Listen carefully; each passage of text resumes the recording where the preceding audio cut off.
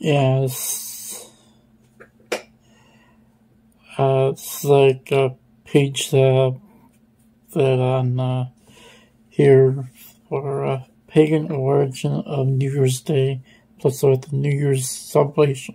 Of course, like it goes there with there on the eve in another year, and with it, the second round of celebrations of the year is over before.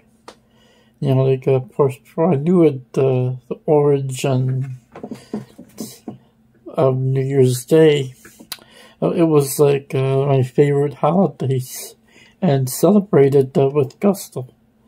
For one, it was a fresh start, a new page, and so how the adage goes there with out with the old and in with the new. Of course, like, the favorite thing is like about New Year's Day. New Year's was being able to better, like myself, grow and not repeat the mistakes from the year before. Little did I know that far from being refreshing and about the newness, New Year's Day is a holiday that's steeped in pagan rituals and traditions, some which are still practiced today. Of course, like they say, ignorance is bliss. However, this is one instance like when ignorance is not bliss. A deep desire to fix that ignorance there, you want to like read along and find out the pagan origins of New Year's Day. If not, just click off this video and go to another video there on YouTube. But the thing is, with humans have celebrated the start of the new year for thousands of years. In most cases, these celebrations were linked to agricultural and astronomical events. Of course, like the earlier recorded New Year's Day celebration was about 4,000 years ago in Babylon. And it was like took place like during the first new moon following the vernal equinox. And yes, the New Year actually begins in spring, not winter. This is like so because like there were an equal amount of sunlight and darkness heralding the start of a new year, and representing the rebirth of the natural world. The thing with Akitu is like to mark the new year. The Babylonians celebrated this festival called Akitu, and it derives from the Sumerian word for barley. The festival lasted for 11 days, and a different ritual was conducted on each day. Statues of the gods were paraded throughout the streets as the rites were conducted to symbolize their victory over the forces of chaos. They believed that through these rites, the world was cleansed and recreated by the gods in preparation for the new year and the return of spring. The principal god celebrated during this festival was Marduk. It was like a Babylonian sky god. Marduk was celebrated for his mythical victory over the evil sea goddess Tiamat. Now, during Akitu, the new king was crowned on the current monarch, or the current monarch's rule extended. and the king practiced a public ritual of humiliation during which he was brought before the statue of Marduk. He was stripped off of his robes, slapped, and dragged by the ears in hopes of making him cry. If he cried, this was seen as a sign that Marduk was satisfied and extended his rule. Now, with the new calendar, with the new modern celebration of the New Year's Day, originates from the Roman celebration of the god Janus. Of course, you get the month of January there. As this case, with every major holiday, New Year's Day corresponded with the start of the new season. In this case, the vernal equinox. The Romans used a calendar consisted of 10 months and 304 days, with each new year beginning in the spring. And over centuries, the calendar fell out of sync with the sun. So in 46 BC, Julius Caesar solved the problem, and he consulted with mathematicians and astronomers to create a new calendar based on the sun, which resembles the modern Gregorian calendar. Thus, Caesar instituted January 1st as the first day of the year, particularly in honor of the month's namesake, Janus, the Roman god of change and beginnings. Now, if you look the god's full name is Janus Bifrons, meaning the god who looked both ways. And it explains why Janus has two faces, representing his ability to look back into the past and forward into the future. And it's like it was this idea was tied to the concept of transition from one year to the next, from one vision to the next, and growth into adulthood.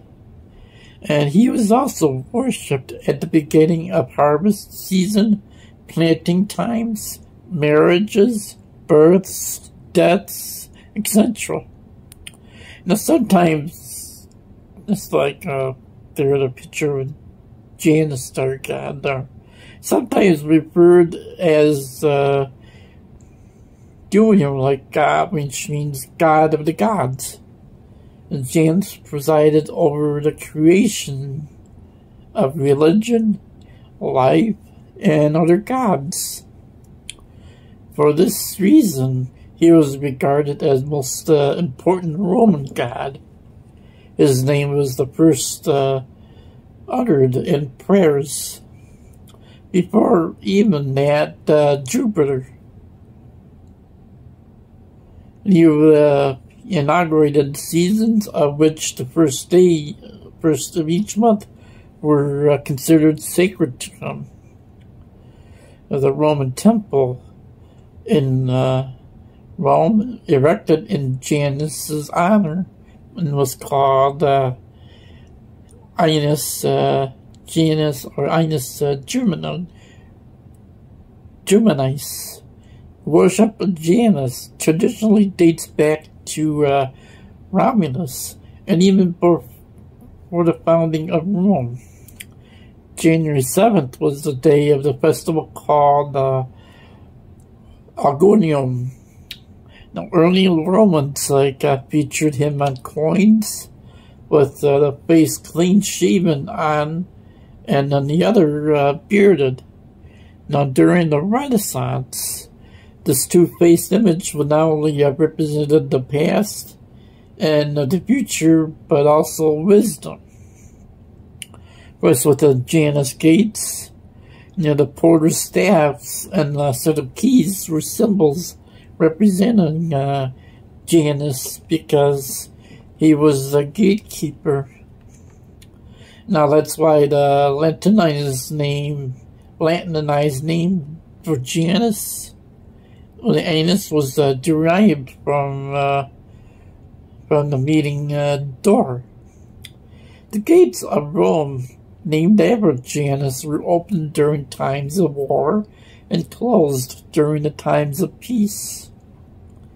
Because, like Rome's constant warring, the gates only closed twice, from the 7th to the 1st century BC. Now these gates were called Jani, which represented ceremonial gateways. Usually they were freestanding structures that served as symbolic entrances and exits. Now these gates were also the subject of superstition. The Roman army had to depart by marching through a Janus. And the most famous Janus in Rome was Janus Julius, which was actually a shrine.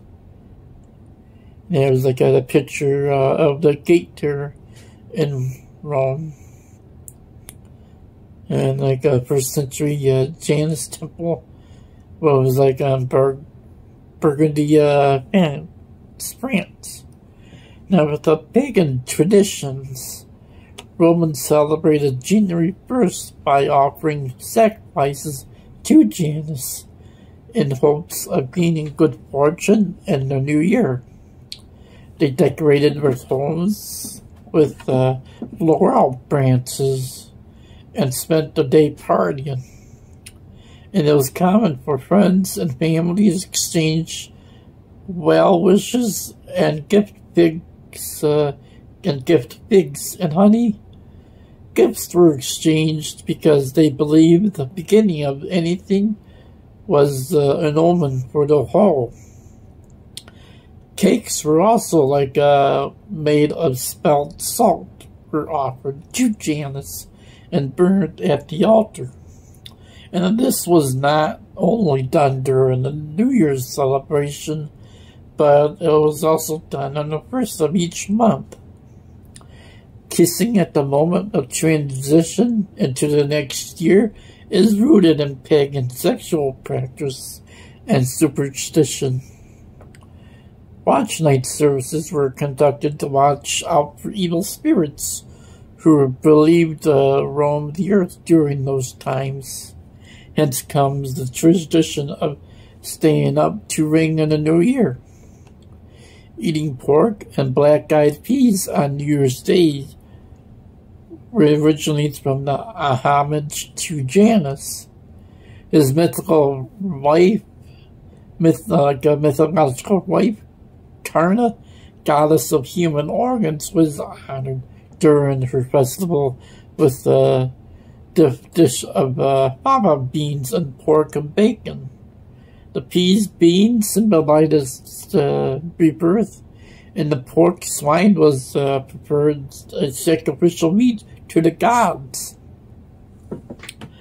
Now, of course, with the new calendar in the medieval Europe, New Year's Day celebrations were deemed pagan, so that in the year 567 AD, the Council of Tours abolished January 1st celebrations, and it got replaced with more religious days, such as December 25th and March 25th, the Feast of the Annunciation, or the spring Germanic fertility rites. Now, in an attempt to Christianize the January celebrations, the Catholic Church created the Feast of Circumcision. Supposedly, this day venerated Christ's 8th day of life, following Jewish tradition.